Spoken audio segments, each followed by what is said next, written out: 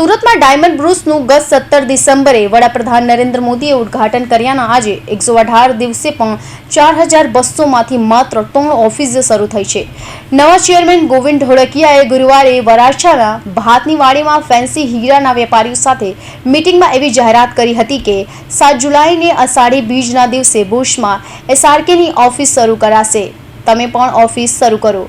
Dharmanandan diamond 1 જુલાઈએ office શરૂ કરવાની ઘોષણા કરી છે। ઉદ્ઘાટન પછી બુર્સ ધમધમાવાની જગ્યાએ જે વેપારીઓએ ઓફિસ શરૂ કરી હતી તેમાંથી ઘણાએ ઓફિસ બંધ પણ કરી દીધી છે, જેથી બુર્સમાં હીરાનો વેપાર વેગવંતો બનાવવા માટે કમિટી મેમ્બર્સ પ્રયાસ કરી રહ્યા છે।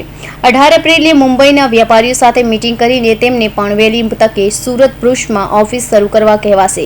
ઉલ્લેખનીય છે કે ડિસેમ્બર 2022માં ખુલ્લું મુકાયેલ ડાયમંડ બુર્સને વિશ્વનું સૌથી મોટું ડાયમંડ ટ્રેડિંગ હબ માનવામાં આવે છે।